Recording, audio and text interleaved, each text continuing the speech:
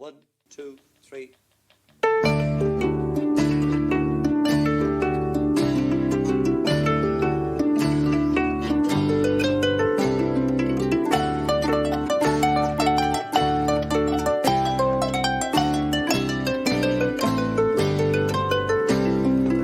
Kate Mila Falls, you're very welcome along to the Brian and Kieran Warfield podcast, the ramblings of two Irish balladeers, featuring Brian Warfield of the fierce and mighty Wolfetones and his son Kieran, that's me, of the band Catalpa, and also of the Bandwagon Bus, Dublin's only musical ballad tour on wheels. So sit back, relax, grab a tea, coffee, beer or wine or whatever takes your fancy as we go rambling through life's misty foggy dew, through stories, songs, history, politics, life on the road, and just a general bit of crack.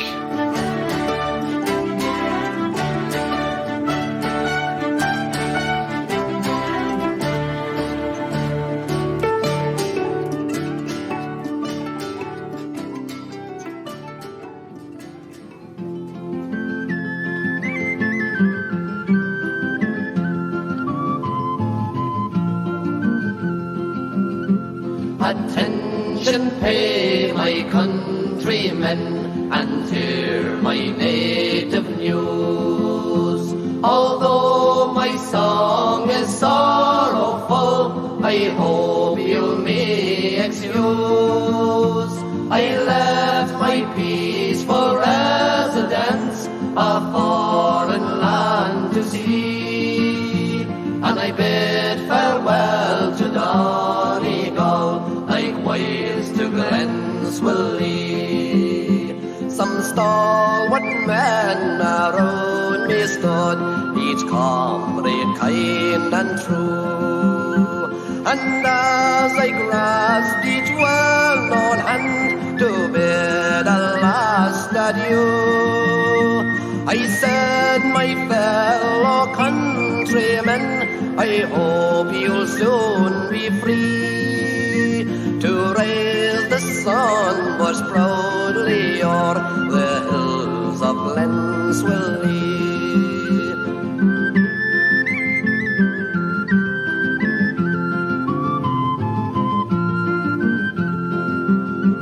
No more beside the sycamore I'll hear the blackbird sing. No more to me the blithe cuckoo shall welcome back the spring. No more I'll plough your fertile fields a push like Almacree. For the foreign soil I'm doomed to toil, far, far from Glenswilly. It is these cruel English laws that curse our native isle. Must Irishmen always live like slaves, or else die in exile? There's not a man to strike a blow or keep down tyranny, since Lord Leitrim like a dog was shot not far from Glenswilly.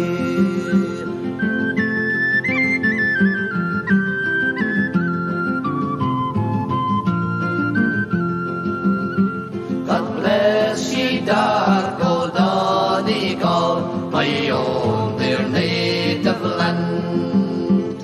In dreams I oft-times see your hills and towering mountains grand. For the last 3,000 miles of lie betwixt these hills and me. I'm a poor forlorn exile cast far, far from Glenswilly.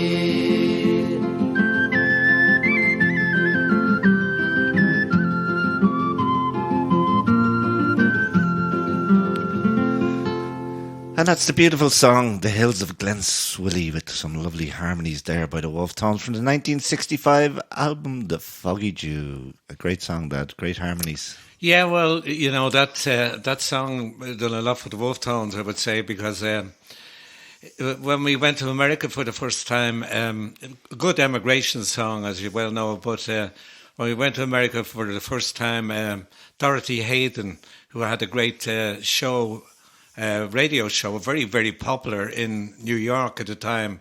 And she'd been playing that Hills of Glenswilly for so long that we were almost a household name when we got there. And we couldn't understand why everybody knew our music. So Joe Rowan, who was the manager of City Centre Ballroom and managed all the things for Fuller, brought us down and put us on the show. And when we got there, Dorothy Hayden was like delighted to meet the band. She said she loved the album.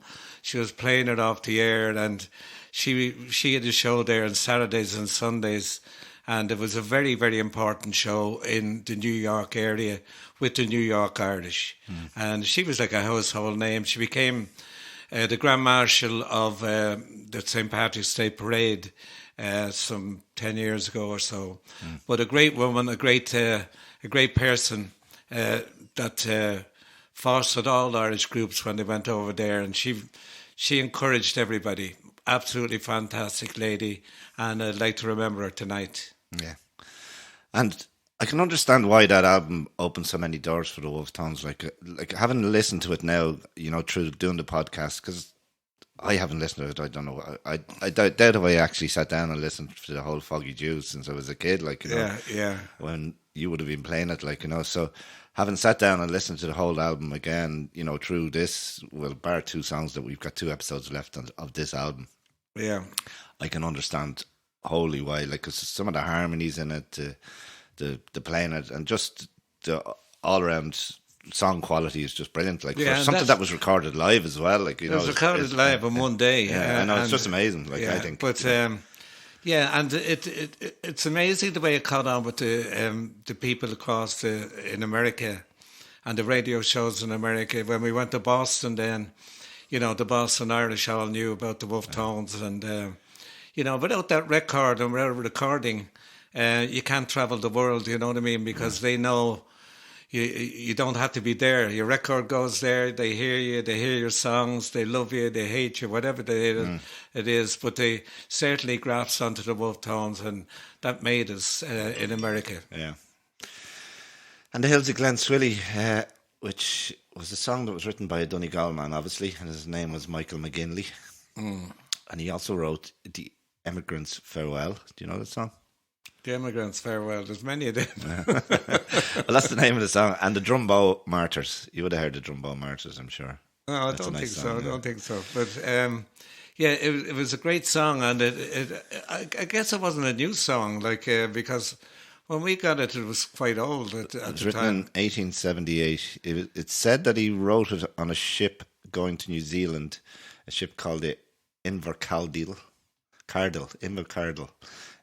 And he wrote it. He was going to visit his older brother, Padder, I think. Oh, that's a very interesting story. Now, I didn't know, but you know, he mentions in the song the killing of Lord Leitrim.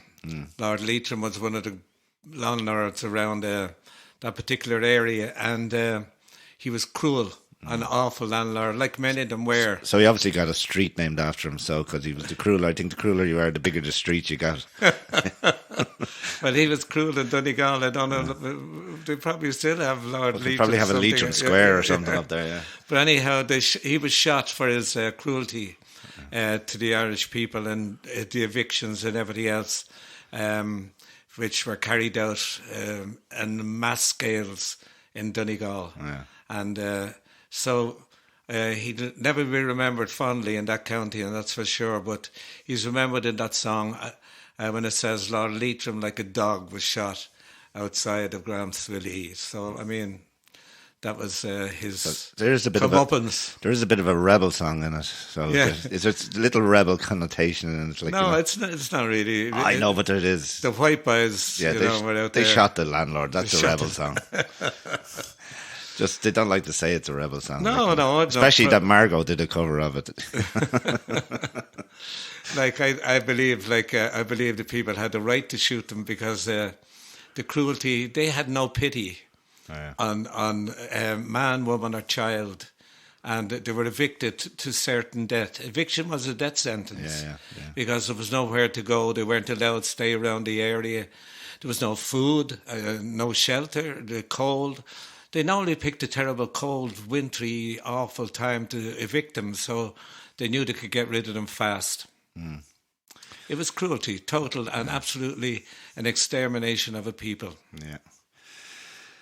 And through the power of the podcast, you hopefully get to be in touch with someone in America that has the same, or suffering with the same thing that you're suffering. So yeah, well, actually, some guy actually called me today, and he had the same thing as I had. He was working in the bank, and he had to give up his bank job. Yeah, but the DBS can be done in Ireland, but there's another technique that's only done in England, right? And that's that technique is that they kind of zap the brain, a part of the brain, and it's like a 2-hour procedure. Yeah, it can be done in the daytime. You can walk away tremor free after it. I saw it on the television, or June saw it on the television the other night, and she said, "Why don't you inquire about that?" So the facts are that there's no machine in this country, in Ireland, to do that procedure. It's too expensive. Yeah. There is one in England, in Romford. Yeah. And my friend there, Jerry, told me that whether it'll be backed by the VHI, if you have VHI or whatever, I don't know. But it's interesting, and I'd like to pursue that more. Yeah, absolutely. Yeah. Better than getting the Walton. The little to your nut. The little chip inside the brain doesn't fit nice. Yeah. But it is reversible. It's very successful and all that. But the little zap seems to be a better idea. I don't know. But it's so expensive for the machine that a small country like Ireland could probably not afford it. Yeah. Well, sure, because it's worth paying for if you get you don't have to get your head drilled open. And also, we had a request from Conal from Derry, who I know you know. He said he was reading the book, and on the USA trip, Tommy and Noel went missing. They got the times wrong for a show, and you and Derek had to create a set. Yeah. He wanted to know more about that story. Is there any more to that story? Well, how long were you playing? How long were you on the... We normally do sort of a 2-hour plus show. Yeah. So the lads never turned up until about 15 minutes into the second part of the show. So we were probably at to doing like an hour and a half at this stage, or an hour and 20 minutes, something like that. And we are kind of running out of stuff. Running out of stuff. Well, but it's you probably could have kept it going. We could have kept it going, but I mean, the whole thing about it is that, people expected certain songs from me, and we were trying to hold off and wait. We thought, I'll be here any minute. Or no. So we went out to the break, and then during the break, Albert, who was one of the roadies at the time, said, "I don't know where they are," he says, "but I got onto the police." Oh, Jesus. I got onto the police, he said, and I gave them the number of their car and everything. There's an APB out for them. Yeah. And the police were out looking for them everywhere. They found the car outside the pub. Of course. Where else would it be? They were in there having their lunch. And liquid lunch. Liquid lunch or whatever it was. But that's how they were found. And the police said that they went in and they said you wanted, your show has started and you have to get there. So that was at half time that happened. Yeah. And by the time they got there, it was about 15 minutes into the second set. And I was saying, holy shit, like, Jesus, where did they? Because we thought they might have had an accident or something. Yeah. So that's why Albert called the police. Well, that happened to me once before. I'll let you get that call so we can come back. We'll come back with my story in a minute.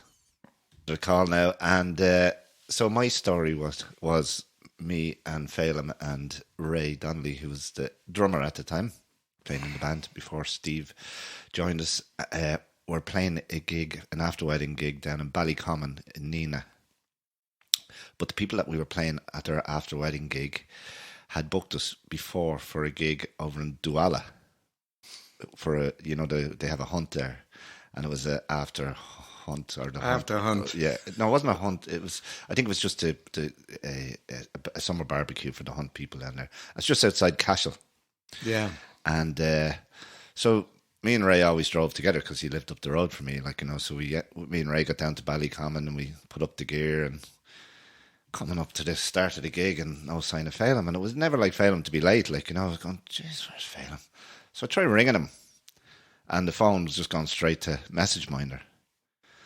So we had all these people coming in after, was it after? No, yeah, I think it was, and all these people coming in, and we said, look, we're going to have to start without him. So it's just me and Ray on the box. He used to play a little box, and so we started away, and an hour went into the gig. I said, jeez, and I'd phoned Phelim's wife, and she was panicking because she said, no, he left here. Yeah. Ages ago, he should be well down there now because he left just around the same time we left. So we were thinking he's dead somewhere because the phone's off. So it has to be in a crash or something. So about an hour into the gig, I had to stop because I'd so much gone through my head that something was happening. I can't really do a gig while Phelim could be on a road somewhere, So yeah, of course. So we're sitting outside, having taken a break, wondering what we're going to do. And next of all, Phelim drives into the yard. I was there for, where the fuck were you? So he'd ended up over in Douala. So the wrong gig. He thought he was. So of course, even though it was in Tipperary, he was just the wrong side of Tipperary. But from Douala from Cashel over to Nina is a fair old drive across them roads. Yeah. So anyway, we got to finish off the gig, and but yeah, it's how easy that can happen. But he wasn't drinking; he wasn't having a liquid lunch. Well, they were. So we also got sent on the video by Michael McCarthy of the Cork team on the bus after they beat Kilkenny in 1999. Yeah, I thought I would have saw that, but I don't think I did now. I must have a look now. Kieran has it there. I'll definitely look it up. They were all singing along to Celtic Symphony, so Cork were the real rebel county even back then. Yeah, well, it's always been the rebel county, hasn't it? Really. So it's great to have people interacting with us, so anything you want to ask or anything don't feel free to contact us. Or if you'd like somebody as guest to come on, we'll approach them. Yeah. And I'd also like to give out a shout out to Anne-Marie Davey. Anne-Marie had a very serious operation there, and she's still in the high dependency unit. And I want to give her out a big shout out from both myself and my dad. You would have met Anne-Marie at the pre-match gig that we do, and she's the mad Scotch one that does handstands and all sorts.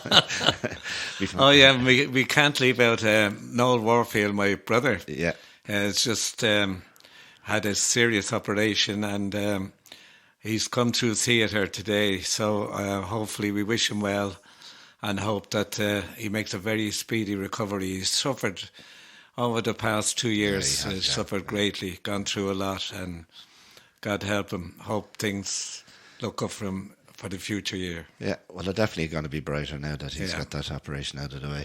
And he was on my list as well, so you got there ahead of me.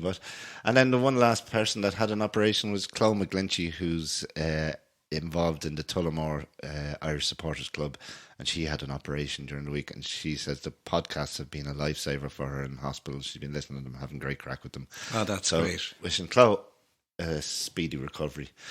And then lastly, before we join Tommy Breen online, and I'm looking forward to chatting to Tommy Breen of He's Boru. A character, a good character.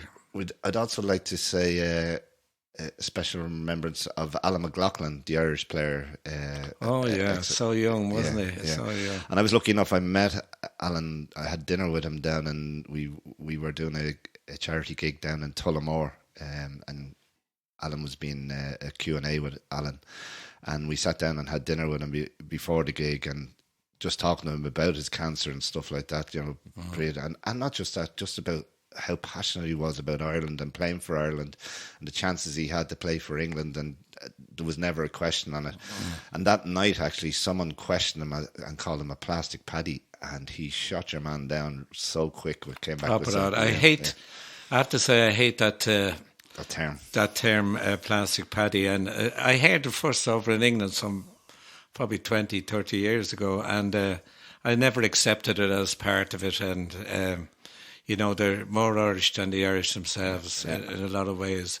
And it's an insult to their heritage to call them plastic paddies. But you could see how offended Alan McLoughlin was that night. Absolutely. I could feel it. And Kevin Kilban. I think it was Kevin Kilban and Alan McLoughlin were being interviewed that night. But yeah. Anyway, just our thoughts with Alan's family and just want to say, I had a great night with him and it was a lovely experience and glad to have it. And he also gave us USA 94 because without his goal in Windsor Park, that's right, absolutely, we would have had no USA 94. So a hero. Yeah. So let's get on to Tommy Breen. We are going to start off. We're going to play you now. Boru, Tommy's band from the 90s, 80s, 90s, was it? They were formed in the 80s, I think. 94, they finished playing. And the hit that they had, one of the hits that they had was Fremantle Bay, which is a song I love. So we play Fremantle Bay and then we'll welcome Tommy to the show.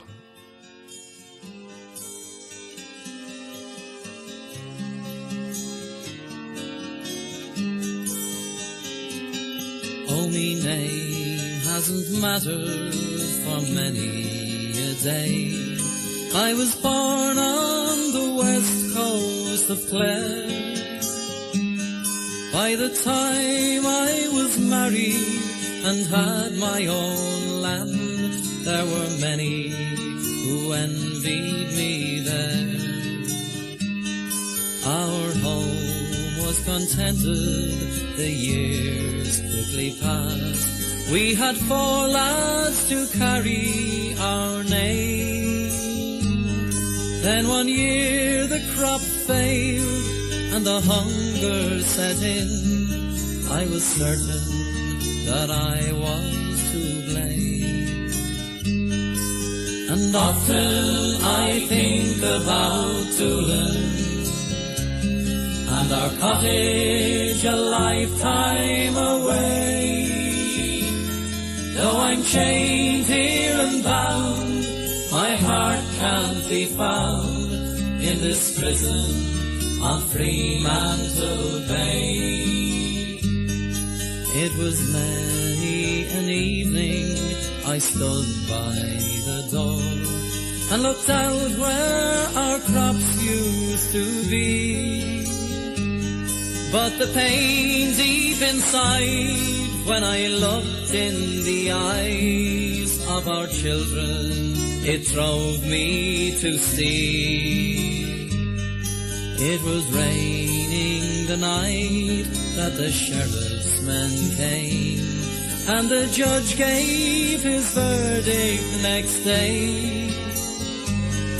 For the land that you've stolen, you'll have to be sent to a colony where you will stay. And often I think about Doolin and our cottage a lifetime away. Though I'm chained here and bound, my heart can't be found in this prison on Fremantle Bay. The sun that beats down from a merciless sky, and the rocks they cut into our feet. Oh, the work's very hard, and there's never a break for unfortunate men such as me. Oh, me crime cost a shilling and sixpence to mend, but it took me away across the sea. And now I must live out the rest of my days in a land that means nothing to me. And often I think about Doolin and our cottage a lifetime away. Though I'm chained here and bound, this prison on Fremantle Bay. And often I think about Doolin and our cottage a lifetime away. Though I'm chained here and bound, my heart can't be found in this prison on Fremantle Bay.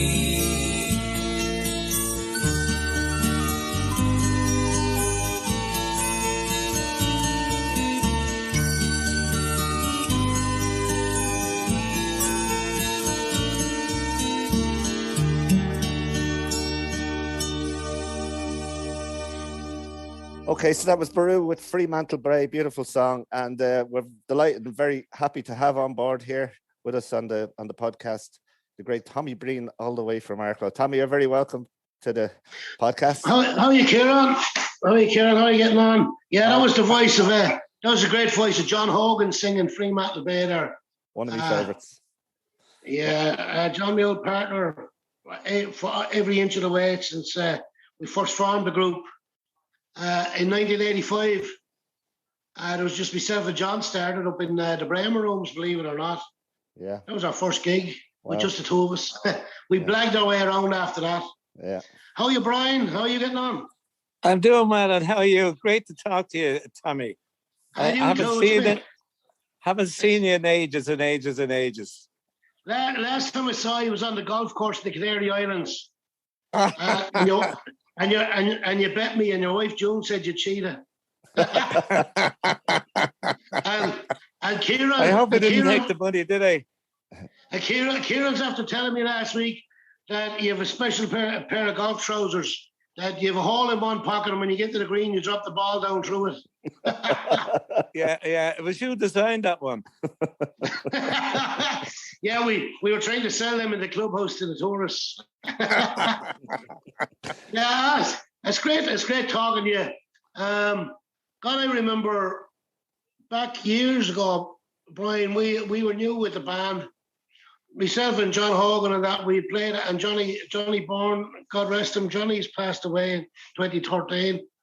And when we formed the band first, we were trying to get into Dublin, and because that's where all the ballad groups were.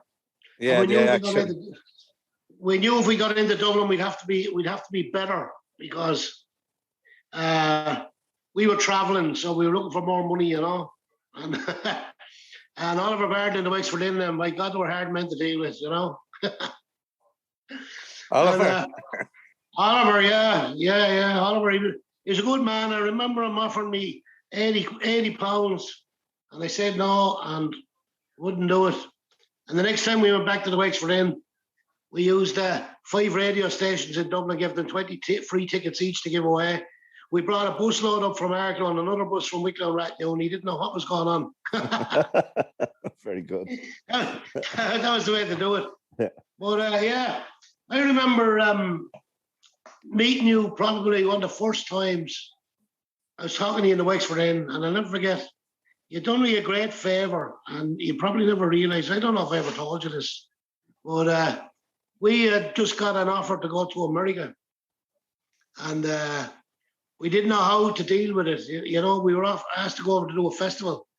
Now, I had researched it, and I knew the Wolfetones had headlined the same festival for a couple of years, for the previous couple of years, up in Hunter Mountain, the Celtic Festival up there in Hunter Mountain, New York. Yeah. And we were offered that.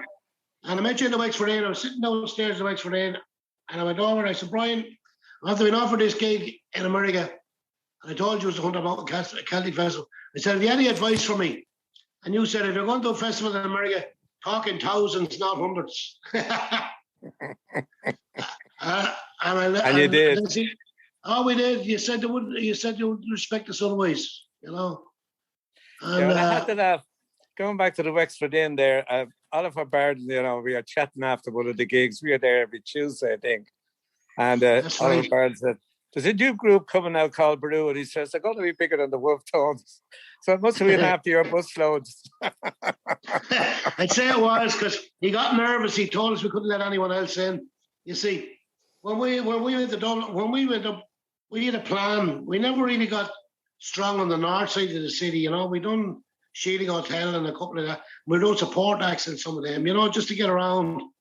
Well, what we picked on the south side was we picked the student gigs because all the students are from the country.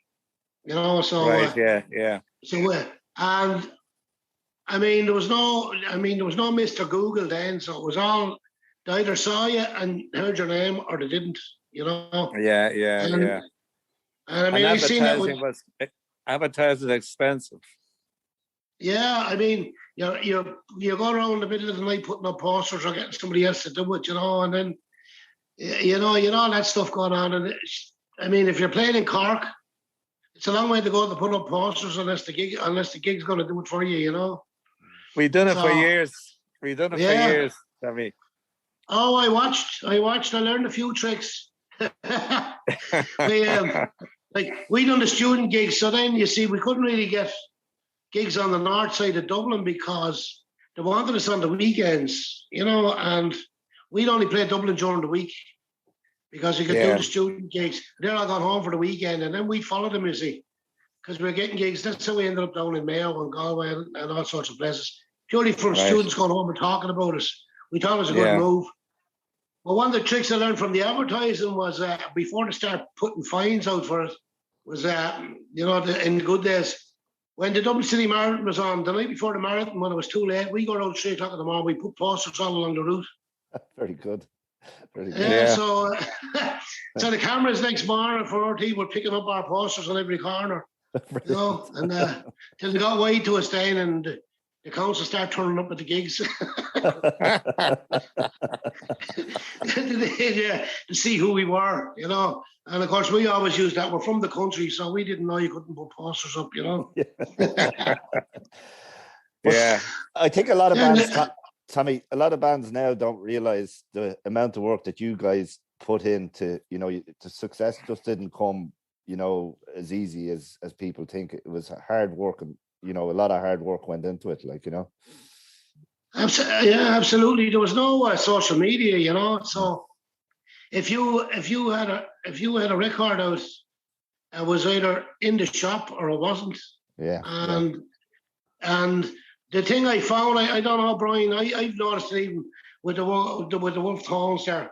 I mean, I'm a big fan of the Wolfetones. I've been my lifetime. I think I was 4 years old when you had your first. I think your first album was around 1965, was it? Yeah, that's right. Yeah. Well, I was only 4 years old, but by the time I was 8 or 9, your songs were being played in my house, and we got to know the songs. And a bit later, then the Furies album came into the house, But some of them songs, the harmonies and all. I mean, that's what got me involved. And I used to hate the fact that the Wolfetones being labelled as a rebel band, considering some of the songs that you were writing. And I mean, my heart is in Ireland, and I think we've had songs about everything, over the years. Absolutely. Every aspect of Ireland, I just have to be listening to Queer Things in Dublin off the Brent of the Celts there about 10 minutes ago. Yeah. The Four Fest Old Clock, I mean, some very funny songs, some good songs. But what I found, going back to what Kieran was saying there, when we had a song out, we brought out a single, a record, because that was 1987. A single record, we carry on. You couldn't get airplay because you were an Irish group, and an Irish, a ballad group.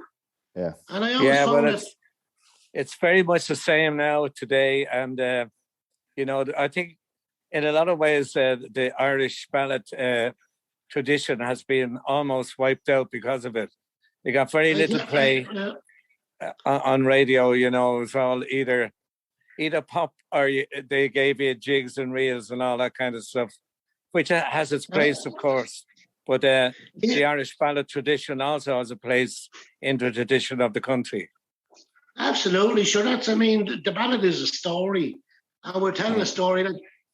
Kieran was playing Free Metal Bay there, beautiful song. but we didn't get airplay with that song until it was in the charts. Yeah. And you were lucky to even get it then. Yeah, and that's where Larry Gogan, and you'd see the charts on the Sunday. I remember going to Van to Mail, and we'd be listening out for Larry Gogan to see what did we get in, or were we still there, you know? And the excitement of it, because that was all new to us. We had a song in the charts before that called Carry On. Went in at number 29, lasted a week and disappeared. We never heard of it again, you know. But Free Metal Bay was doing well for us at the time. And I remember we were traveling in the van, and the chart show would come on, and I come up there, and at number 18 was Poison, and number 17, we came in that week at number 17, and so we were delighted with ourselves. And then you'd be listening again the following week, because we wouldn't hear it again until the following week. It wouldn't be played on the radio. Yeah, that's we were grafting hard, traveling around the country doing it. And the following week then, number 17 came in, and it was somebody else, and number 16 was Guns N' Roses, number 50 or something else. We got Armagon. And then number 14, Boru, and there was great excitement again, you know. Brilliant. It went on like that for weeks. That was all huge stuff for us. There was other things that we done there. We start getting gigs out of it.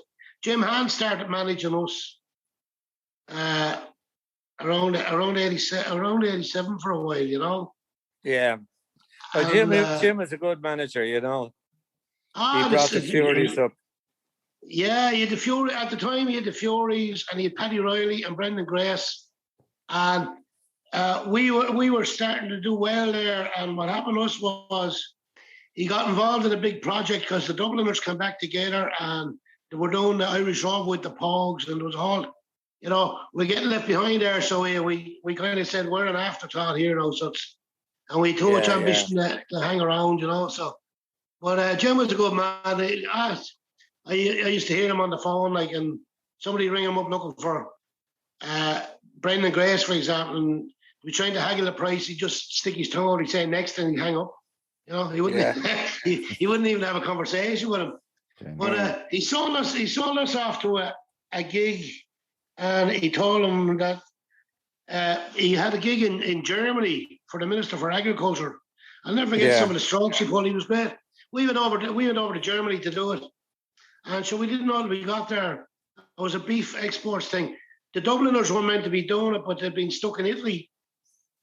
So he got us. He rang me on a Monday. We went over Tuesday morning. We were in the Rathmines in Monday night. Went over Tuesday morning. Came back Wednesday morning and played the Laurels in Perrystown. Jesus. And so he told them we were the young Dubliners. He did. And I remember hearing the price that he got for it, you know, and it was nothing there like the money we got, but sure, I didn't care. We were happy with what we were happy with what we got, and that was the main thing. Yeah, very good. And Jim liked that. You kind of, I'd agree price with Jim, and whatever he go and get, well, that's his own business, you know. We never cared about stuff like that because, you know, we never thought we'd be making a living out of it for a long time. You know, we were enjoying the music and enjoying the crack and being young fellas getting around the place. So, I mean, even to go over to Germany for a night and be with these ministers, we thought it was great crack, you know. Yeah. And I don't think we would sleep. Maybe we'd probably sleep one night a week at the time, you know. Yeah. Tommy, you've turned to politics now. How do you like that? No, I did. I ran in a local election because there's issues that would always be close to me, Brian. You know, I've always, you know, our rights away around Ireland and our foreshores and all that have always been important, you know. Absolutely. Without going too much into it, there's a couple of issues like that down around my hometown of Arklow, and that would have got me back up, you know. And I thought I didn't see that happening, so I said I'll run for the local election myself, and God help me if I get in. And I got very close to it there. There was 6 seats running, but no councillor was in that election there a couple of years ago. There was no councillor was giving up their seats, so they were all rerunning, which makes it hard to get in. Knock one of them out, you know. But the next time around, you might go in. I don't know if I'd do it again. The issues were still fighting. One particular issue I won't go into it, but it's going to end up in a court case anyway. The main thing was we set out to highlight that it was an issue, access to getting to our beaches and all that. And anyway, the council have acted on it now, so with a bit of luck, it'll come the way it's supposed to come. But I mean, stuff like that's been going on for years, land grabs and all sorts of stuff, you know. It's that kind of thing. Yeah. It's that kind of thing, really, that would get to me, you know, and landlords and all that, you know. So who owns the land around the beaches? Well, you see, nobody can own the foreshore. That's public, you see. But I mean, like I said, I don't want to talk too much about it. But there's these barriers going across that foreshore at the moment, stopping the people. Oh well. To go down there, you know, and that's where we're campaigning against that, you know. Yeah. And we have a group on a line called Arrow, you know, Argo Residents' Rights and Ways, you know. That's what Arrow stands for. And sure, you might write a song about it, Brian. You never know. Yeah. You never know. You have a good acronym there to start with. It's called Arrow. We've had enough bloody landlords in this country without having more. You know, the beach access should be for everybody. Of course it should. I walked in my lifetime since we were kids. My mother and father, God be good to them, they brought us there, you know. And I brought my son there, and I'd like him when he has his own children to be able to bring them there, you know. Yeah, absolutely. We never. Absolutely. What I've always said to people is that keep walking. As long as you keep walking it, they can't claim it, you know. Yeah. They can't block off the access saying it's not being used then, you know. So anyway, that's another day's work, Brian. That's another day's work. Yeah, well, good on you. Good on you for doing it. And you know, it's a good thing to have a fighter on your side, and you be that fighter. Yeah, that's the way it's. Even stepping back to, like I said, the band getting into Dublin and all. So we were all the time at things like that. We started off playing upstairs in a little pub in Arklow called the Westwood.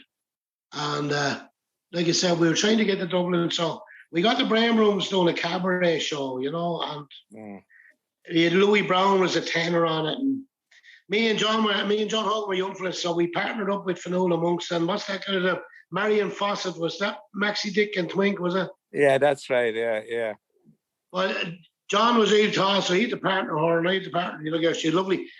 Speaking of you playing the harp, she's a lovely harp player. Fionnuala Monks was her name. Yeah. I never heard tell of her after. She was on some TV ads and stuff. But we were doing this cabaret show 6 nights a week. And when we done this gig in Arklow, there was 3 guys took over the Arklow Bay Hotel, and they wanted us to move over there on a Sunday morning instead of the Sunday morning gig we were doing. And your man says to me, I'll get you a gig in Dublin. So I says, all right, where's the gig? And he had a chipper beside the rat mines, and he owned the chipper. I'll never forget the man, Sir Mulligan was his name. So we went up, and we were doing the Brain Rooms, as I said. So we only had a Sunday, and we were doing 3 gigs on a Sunday, because the other 2 lads playing with us on a Sunday. When me and John done 6 nights a week in the Brain Rooms, where we were putting the band together, we rehearsed every day. So we went into the rat mines in, and sure, we told the manager, you know, the owner was looking for us to play. And the manager there said, I booked the bands. And I said, well, you want to ask a man who wants to shipper next door, because he was talking to the owner and you have to put us in. So, and we told him we were booked out in September because we were playing the Brain Rooms every night. You know, and that was very impressing him. Like, that's what we were after, you see. Yeah. So he says, I can try us on a Monday night. Okay, see. So what we had to do was we had a great finale in this show of the Brain Rooms, and what me and John done was the other 2 lads come up with us. Johnny Byrne and Christy Murphy was with us then at the time. Christy, great songwriter actually. Christy, the original guitarist with the band, wrote some fabulous songs. But the 2 lads would go, we'd go up at 7 o'clock, and they'd say, we'd leave them with the gear at the Rat Mines Inn, and we go up to do the show. And the first time we had to reach Rat Mines, the show was running about 10 minutes too late for us. So we invented our own finale.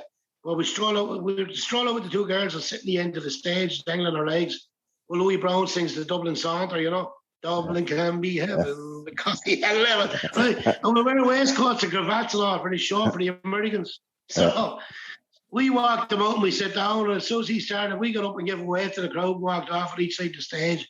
You could see him looking at us. Nobody knew what was happening. We legged it back down to get the gig going at Mines, and sure, the rest is history.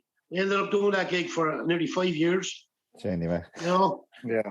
I remember, Tommy, when you were in the Canaries, you know, and you drove me up to see Stevie York up in what's the name of the place? Puerto Rico. Yeah. And we were coming back, we were driving back, and we were stopped by the cops. And the cop, I don't know if you remember this or not, but the cop said, he looked at your driver license or whatever, he said, "You're Irish." And you said, yeah. You're Irish and you're not drunk. You couldn't believe it. And yet, of course, you never touched a drink when you were driving. And fair play to you, you were driving me. We were probably locked in the back of the car or whatever, myself and June. But I remember I remember one of the nights we went down to Stevie's, and it was a Cork fella playing the keyboard. Me and you ended up on the stage together singing "We're on the One Road," and of course Stevie was giving it loads on the mic on. This is Brian Warfield. Brian's written some great songs, and you know, and the Heart is in Ireland, and John McDonnell and the Celtic Symphony. And he says the streets of New York, and all of a sudden you hear Joan real loud, just he didn't write that. I remember you saying Jesus. Do you remember that? I remember you turning around saying Jesus, Joan. I remember one time Stevie York, he said, "Are you coming up on Friday, wherever day it was?" I said, "Yeah, I'll go up on Friday." So next of all, he had me advertised all over the place. Brian Murphy doing a gig here on Friday. Sure. So when I got there, they thought I was doing a gig. I sang a couple of songs, but it wasn't a gig. You're some character. I remember it. I was laughing. So Stevie would ring me then. He'd say, "When you're coming down, will you bring a whistle with you?" Yeah.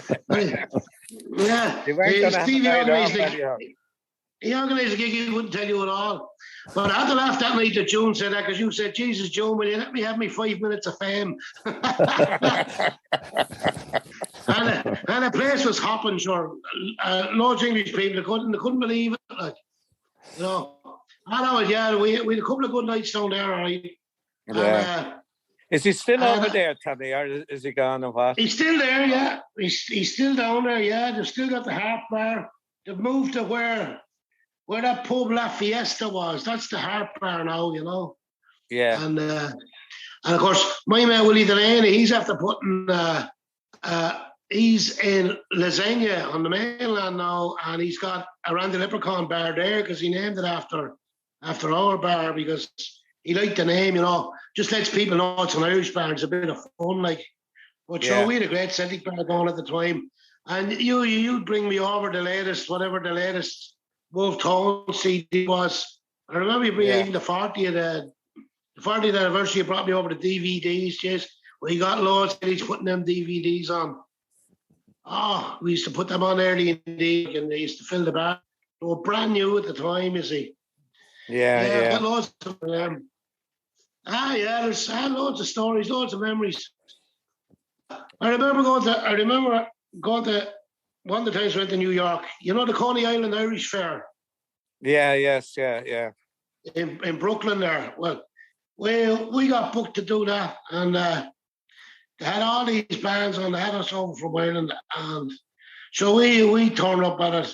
And on the Sunday, we were just playing the Sunday. We turned up, and we knew the Wolfetones was on it as well. You see, and there was all these American bands and American Irish bands, and sure, we were great lads. We were getting ready to go on the stage, and I was told we were on the south stage, and then they told me, now the Wolfetones were going on the north stage the exact same time. Oh, Jesus. Sure, shit, we said before I went on. I said, because we had a whole crowd for us, says, "Jeez, we better start quick, because the Wolfetones starting on all this coast just going to head to the north stage." I didn't realise how big the festival was or how far away the North Stage was. So we got lucky. But I'll never forget it because John Hogan's look at me. He says, I never saw you want to jump on stage as quick. He says, let's get up quick and get started, lads. Get started. I said, if the Wolfetones start before us, we're finished. Yeah. But do you remember that he used to do that? You see, the North, South, East, and West stages. All the festivals done that, yeah. I wasn't concerned who was on the East or West stage. But they told me, like, we were going on, I think, at 6 o'clock in the Wolfetones. I see going on at 6 o'clock as well. It's, oh, no. Yeah. But they always done that. I don't know. You know, you think, like, you know, give everybody a chance to hear the different groups. But that's the way they did it. They had different stages and going on at the same time. You know, but everyone didn't get a chance to see every group that was on the place. Yeah, you think they would have staggered it by a half hour or something like that, just so people would get a half hour of a band, even just to give a flavour of it, like, you know, especially having bands travel from Ireland. Yeah, I think there was about 100 bands on that, though. Jesus. Yeah, they had to get them all in, yeah. Yeah, I think there was about 100 bands playing that weekend, you know, so. Tommy, I have two things to say to you. You're wearing a Father Murphy Arklow top, I see. I am, yeah. Father Murphy CSA. Yeah. That's right, yeah. You've played for them, sure. I do. You've played for the boys. I'm a member of the Father Murphy CSA, yeah. Yeah. And sure, I've seen you playing on the Brook House of your HQ in Arklow, of course. And brilliant gig, yeah. And probably our second home after that is probably the Midway, you know. Yeah. Only and the guns in the Midway. Yeah, they're a good pub as well. And they give plenty of the thing I like about both them pubs is they give plenty of ballad groups a chance, you know. Yeah, they sure do, yeah. And there's a lot of pubs have the same rock. No, we're not knocking rock bands or anything, but a lot of pubs have the same rock bands. So if you have a local rock band scene going, a lot of the bands kind of play the same songs. Yeah. No, I know that happens with ballads as well, but the difference with the ballads is like you get the ballads, you get some good stories, you know. Yeah. And you tend to get better presentation because the balladeer will always have the chat, you know. Yeah. And explain the song or where the song come out of, you know. And I think that was the thing for me. I remember my father got me good at singing Four Green Fields and them songs, you know, when we were young fellas, you know. Yeah. And we got the story, we got to understand what the Four Green Fields were, you know. Yeah. And I mean, I was born in the end of 1960, and Sean South was only killed in 1957, you know. So yeah. I ended up singing that for my confirmation. You know, you give you a bottle of orange and a bag of crisps. You sing a song for your confirmation. I remember singing that. And the nation once again, you know, the BBC #1 song for the Wolfetones. The nation once again, that one. But, there you go. I was singing that for my confirmation, and there was a teacher trying to stop me, and I had an uncle, and he quietly told the teacher to step aside there, let the young fella enjoy his bottle of orange and sing these songs, you know. But so, tell me this: what are you doing during lockup? What am I doing? What are you doing? What are you doing now that we're all in lockup? Like I said, I've 11 Zoom meetings a week going here that I'm teaching. I teach music to special needs with Sunbeam House Services, and so we already brought an album out. They brought an album out called 40 Years of Sunbeam in back in 2017, and now we've got we were actually working on one called 2020 Vision. We're into 2021 now, but it's nearly done. And I mean, even Noel Dunbar there, Noel that played with Boru there, Noel has a studio down in Cortown. And we're doing a lot of our recording in Cortown. Everything's on stopped at the minute. So all we're doing with the Zoom meetings at the moment is trying to keep the boys remembering their bits and pieces that they're going to be doing on the album, you know. Are you recording it now? Yeah, well, we've got a lot of the recording done. All the backing is all done because Noel's working away at it down there in Cortown, and It's just we've about 7 or 8 of the main players, singers. Once we get the all clear, that we can bring them down to finish their bit, and we should have it out during the summer. Then Oh, wonderful. It's called 2020 Vision. Lovely piece of work there. I must, Kieran, I must send you a track from the last album. I have it on my phone. I must send it on to you there, and have a listen. It'll give you an idea of where we're working and thinking outside the box for the guys. Oh, brilliant! That'd be brilliant. Some of them is singing ballads, and some were singing, different songs, particular song they like. But like everything, some of them can't sing like who think they can, and we have to work around that as well. I know lots of people who think they can sing, in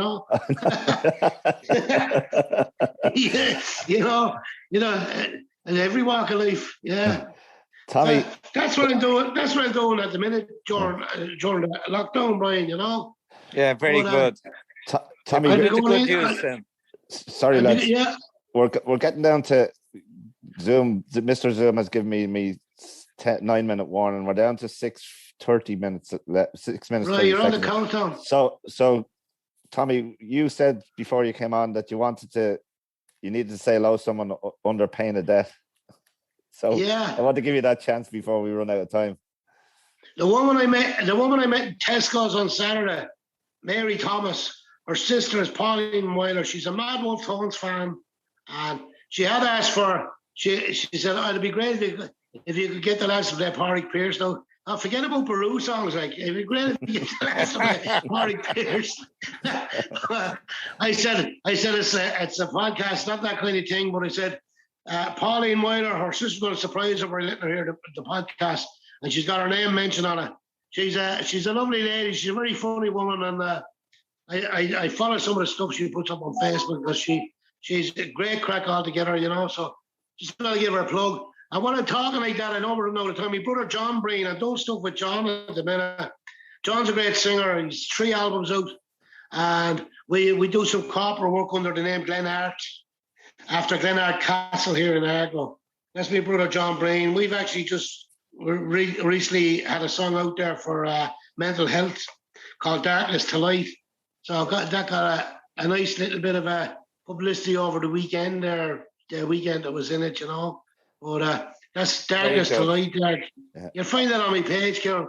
But Brian, it's great talking to you again. Hopefully we'll get back to playing a bit of golf and, get down to the Canaries again maybe at the end of the year or early next year, Yeah, well, I was hoping I don't know whether it's going to open up, but I'd like to get away. We'd all like to get away for a little bit. You can have your booze cruise there, Tommy. Yeah, they're famous. If anybody listening to the podcast has any old videos of the booze cruise, I think give me hands on a couple of them. Although I'd say the people who went home with them have them well hidden. You wouldn't be showing them around with some of the party guys, The Celtic booze cruise, that was, good stuff. How did I miss out on that? Listen, tell Joan I said hello and give her my regards, won't you?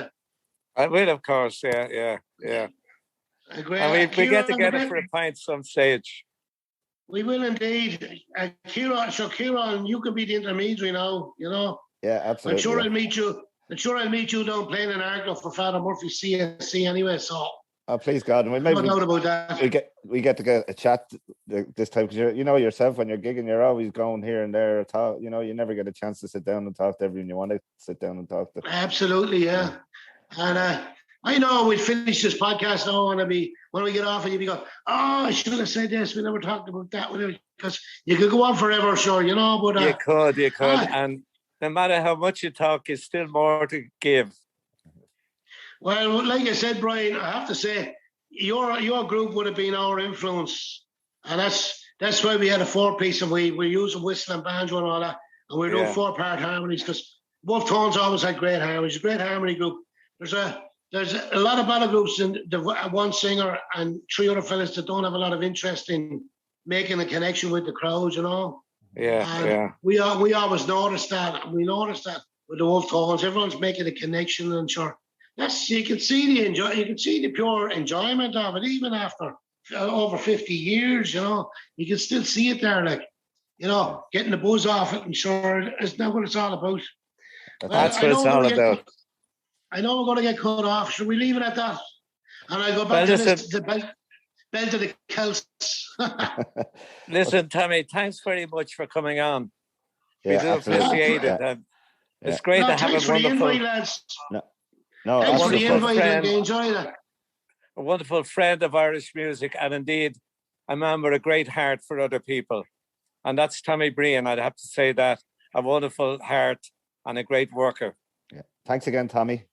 You take care of yourself. Cheers. Thank you, Brian. Thank you, Kieran. And play out one of our tunes there, maybe, before. Of course we will. No, we're playing out with 2 of your tunes. Lovely stuff, tunes, yeah. So, well, good luck, fellas, and thanks very much. All right. Don't forget that photograph. Yeah, we'll do that now. All right. Nice one. Right. Thanks, lad.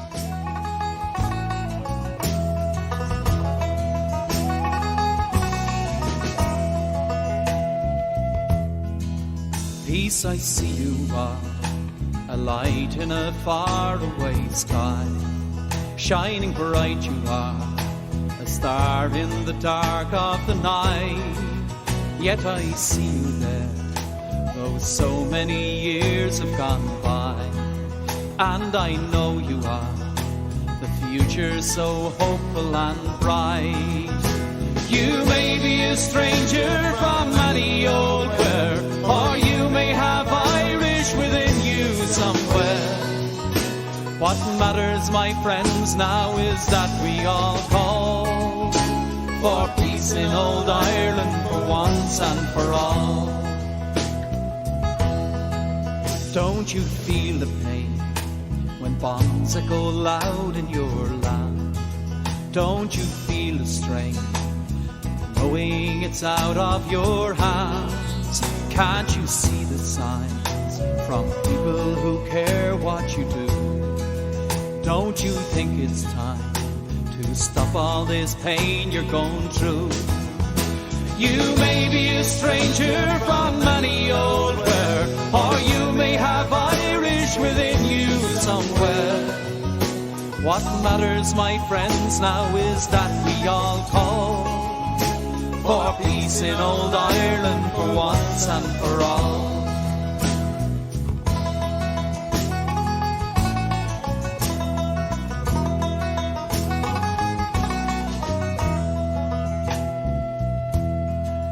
In the name of peace, who wants this war to go on? Let the trouble cease. We ask you, please lay down your gun. Let me tell you now, the answer is no easy one. For who remembers how this whole bloody war had begun? You may be a stranger from any old where, or you may have Irish within you somewhere. What matters, my friends, now is that we all call for peace in old Ireland for once and for all. You may be a stranger from any old where, or you may have Irish within you somewhere.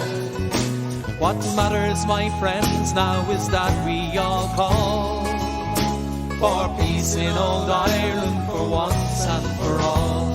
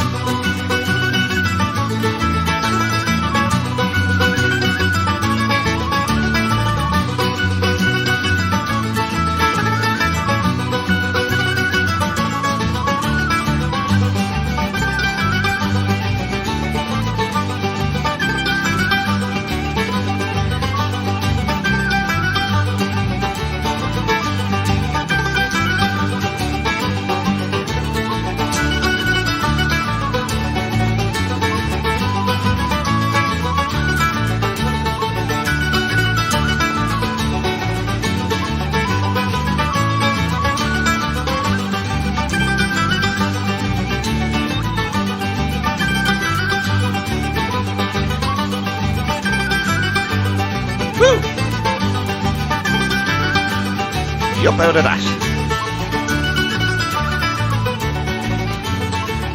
If you're not tapping your toes at this minute to that, there's something wrong with you. You need to get yourself looked at.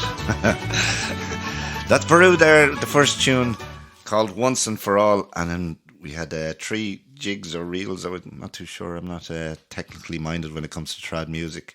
We had Brian Boru's March, Tripping Up the Stairs, and The Lilting Fisherman. Great bit of whistle playing and banjo playing there. And thanks to Tommy Breen for taking his time to come on and have a chat with myself and my dad and talk about old times. It was great to hear some of the stories. And we look forward to next week. We will be talking about the song The Boys of Wexford. And I have a surprise for my dad. He doesn't know, and he doesn't listen back to the show, so he won't know. I have my uncle Bernard, his brother, coming on from... Bernard used to play in a ballad group called Paddy's Dream, and he probably played another group or two. And he's coming on, so we're looking forward to that. And thanks again for listening, folks. And don't forget, pass this on to your friends, family, workmates if you enjoy what we do. We're really appreciating the listenership is growing. We're still in 29 countries. We're trying to extend that. But 29 countries, not bad. Okay. Have a good week, whatever you're doing, and stay safe, and great to have a bit of positivity. And anybody in the UK and Scotland, I'm not jealous that you're able to go to beer gardens and have pints. Take care. Mind yourself. Slán go fóill.